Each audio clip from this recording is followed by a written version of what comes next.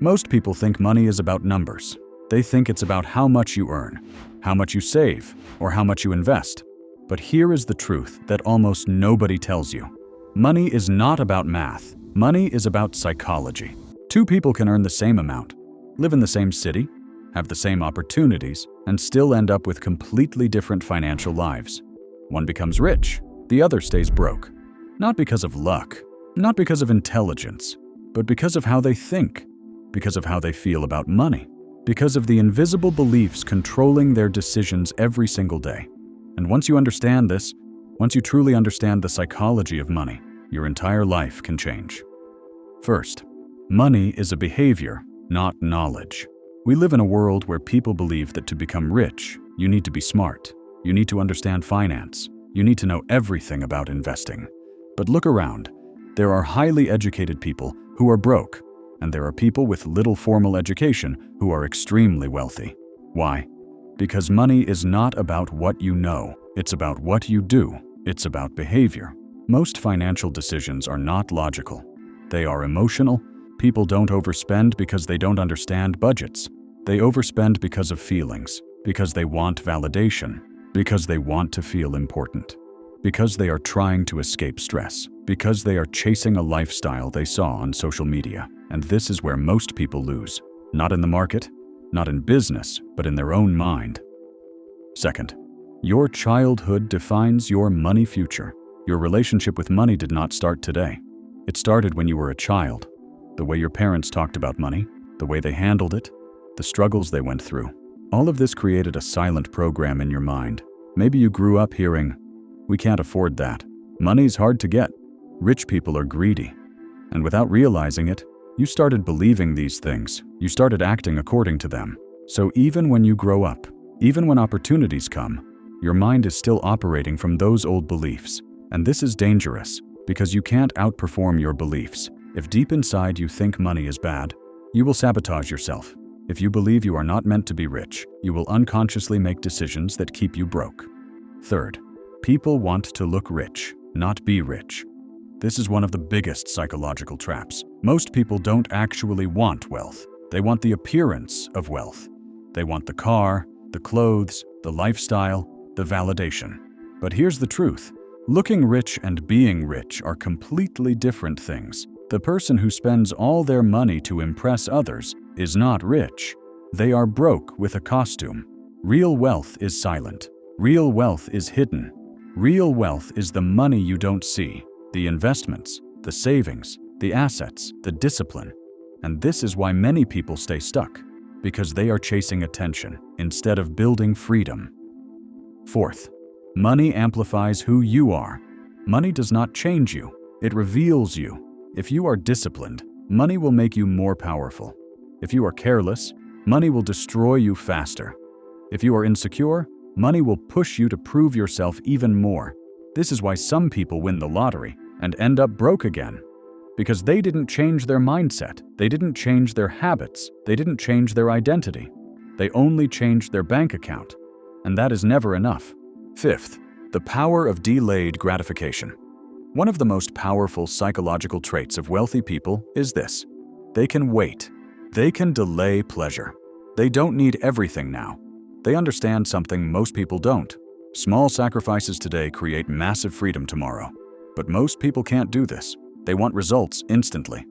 They want the reward now. So they spend, they consume, they avoid discomfort, and slowly, they destroy their future, while the disciplined few are building theirs. Sixth, risk is mostly in your mind. Many people say, "I'm afraid to invest. I'm afraid to start a business. I'm afraid to take risks." But what they don't realize is doing nothing is also a risk, a very dangerous one. Inflation is eating your money. Opportunities are passing. Time is moving. And the biggest risk of all is staying the same. Wealthy people don't avoid risk. They understand it. They study it. They manage it. While most people run away from it and miss everything. Seventh, your environment controls your financial life. Look at the people around you. What do they talk about? Complaints? Problems? Survival? Or growth? Opportunities? Ideas? Money mindset is contagious. If you stay around people who think small, you will think small. If you stay around people who complain, you will complain. If you stay around people who avoid growth, you will avoid it too. And this is why your environment matters more than motivation. Because motivation fades, but environment shapes you every day. 8th, why people sabotage their own success. There is something strange about human behavior. People say they want money. They say they want success. They say they want freedom. But when they start getting closer to it, they sabotage themselves. They procrastinate. They make bad decisions. They lose focus. They quit. Why? Because success feels unfamiliar. And the human brain is designed to protect what feels familiar, even if it's painful. If you are used to being broke, being rich will feel uncomfortable. If you are used to struggling, winning will feel strange. So your mind pulls you back to what it knows, back to what feels safe, even if that safe place is keeping you stuck. And this is why your biggest enemy is not outside, it's inside you. 9th, more money does not fix your problems. Most people believe this lie. If I just had more money, everything would be fine. But that's not how it works. Money does not solve your internal problems. It exposes them. If you are bad at managing money, more money will make it worse. If you are impulsive, more money will make you more impulsive. If you are insecure, more money will make you try harder to impress people. And suddenly, you're earning more, but still broke, still stressed, still lost. Because the problem was never money. The problem was you. And until you fix that, nothing changes. 10th, the invisible game, status versus freedom. There are two games people play with money.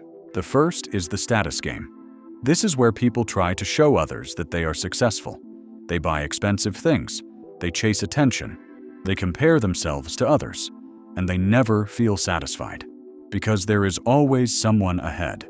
The second is the freedom game. This is where people use money to buy time, to buy peace, to buy options. They don't care about showing off. They care about control over their life, control over their time, control over their future. And this is the game wealthy people play, quietly, without noise, without pressure, while everyone else is busy trying to look rich. 11th, the power of long-term thinking. The difference between poor thinking and rich thinking is simple. Time. Poor thinking is short-term. What can I get now? How can I enjoy today? How can I feel good immediately? Rich thinking is long-term. What will this decision do to my future? Where will I be in 5 years? What am I building? Every decision you make is either building your future or destroying it. And the scary part is, you don't see the results immediately. Bad decisions feel good now, but hurt later. Good decisions feel hard now, but reward you later. And most people choose what feels good now, without realizing they are sacrificing everything. 12th, emotions control money more than logic. We like to believe we are logical, but we are not. We are emotional. People buy when they are excited. People sell when they are afraid. People spend when they are stressed. People avoid action when they are uncertain.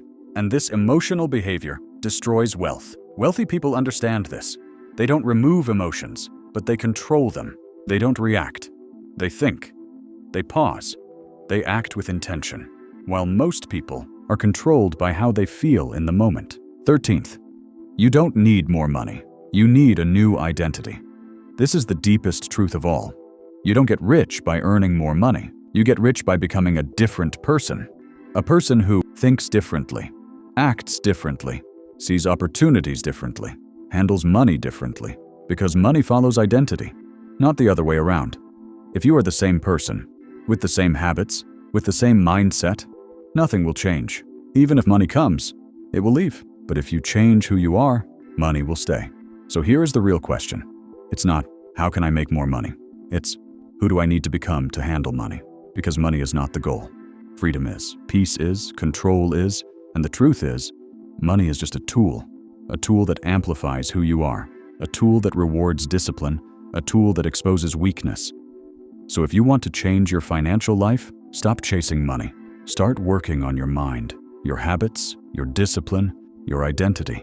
Because the moment you master your psychology, money will follow you. Not the other way around. Before money enters your pocket, it enters your mind.